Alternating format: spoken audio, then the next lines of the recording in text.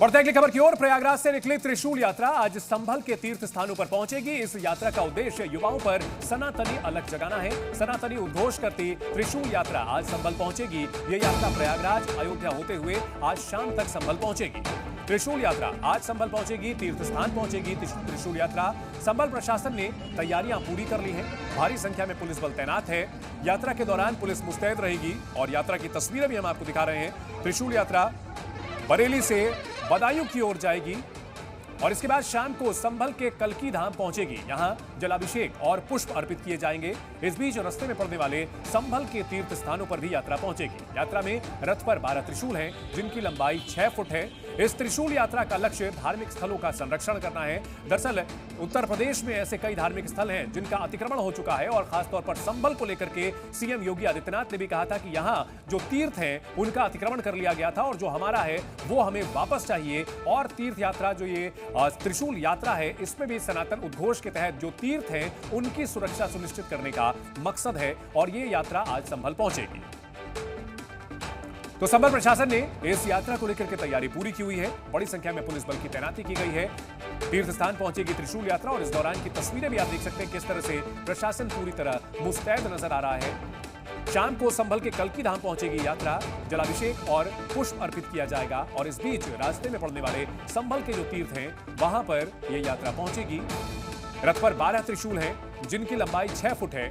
इस त्रिशूल यात्रा का लक्ष्य धार्मिक स्थलों का संरक्षण करना है। संभल में अतिक्रमण हटाने के बाद कई कूप और कई तीर्थ अब जिनका पुनरुत्थान किया जा रहा है और इन सबके बीच त्रिशूल यात्रा पर संभल में सावधानी बरती जा रही है। यात्रा का रूट तय किया गया है, रिजर्व फोर्स को तैनात रखा गया है। साथ ही साथ सादे लिबास में भी अफसर नजर आ रहे हैं। जी मीडिया संवाददाता शिवम प्रताप हमारे साथ इस बड़ी खबर पर जुड़ गए हैं। शिवम, इस यात्रा को लेकर के किस तरह की तैयारियां हैं और किस तरह का जोश देखने को मिल रहा है आयोजकों में?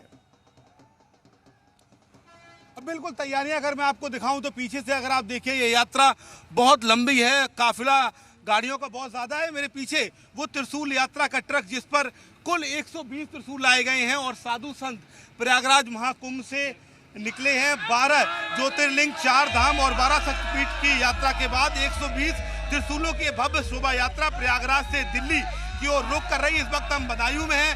सीधा साधु संतों से बात, क्या लक्ष्य है इस यात्रा का? यात्रा का यही लक्ष्य है कि हम सनातन धर्म का प्रचार करने के लिए यात्रा निकाली गई है और बहुत ज़्यादा मैं ही बताऊंगा, ये यात्रा हमारे प्रति समर्पण के लिए उतारी गई और सभी जो वहाँ के मंदिर है उनके पुनरुद्धार के लिए किया गया है। हमारे साथ अंतर्राष्ट्रीय जो इस पूरे प्रोग्राम को जिन्होंने रन किया है, न सिर्फ प्रयागराज से बल्कि साथ साथ चल रहे हैं और बड़ा एक लक्ष्य है। अंतर्राष्ट्रीय मंदिर प्रबंधक समिति परिषद के अध्यक्ष राजेश यादव जी, राजेश जी क्या मकसद है इस यात्रा का? इतनी लंबी यात्रा, 120 त्रिशूल, इतने साधु संत। अंतर्राष्ट्रीय मंदिर प्रबंधक परिषद ने पूरे देश में ये यात्रा निकाली है। 12 ज्योतिर्लिंग और 4 धाम पूर्ण करने के पश्चात प्रयाग से प्रारंभ हुई, प्रयाग पे पूर्ण ये 120 त्रिशूल हम दिल्ली लेकर के जा रहे हैं। ये प्रयाग से भगवा त्रिशूल यात्रा ये निकली है और आज हम बदायूं में हैं।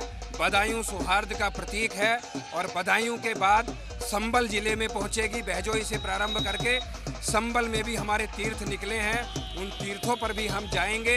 120 मंदिर हम पूरे विश्व में हमने हमारी यात्रा ने जो एक प्रकार से ग्रहण किए हैं, उन 120 मंदिरों का हम जीर्णोद्धार करेंगे। 108 मंदिरों का हम भारत में और 12 हम विदेश में लेंगे। विदेश में भी ये 12 त्रिशूल जाएंगे जो आप अलग से। एक त्रिशूल एक मंदिर में जाएगा। ये नियमित रूप से इनकी पूजा पाठ और सब नियमित कार्य चल रहा है। ये 12 ज्योतिर्लिंगों पर जाकर के आए हैं। तो यहाँ पर साधारण त्रिशूल तीर्थ स्थान है, उनके पुनरुद्धार की बात है। शिवम, इन सबके बीच इस यात्रा को लेकर के सुरक्षा के इंतजाम किस तरह के देखने को मिल रहे हैं, क्योंकि संभल को खास तौर पर काफी संवेदनशील माना जाता है?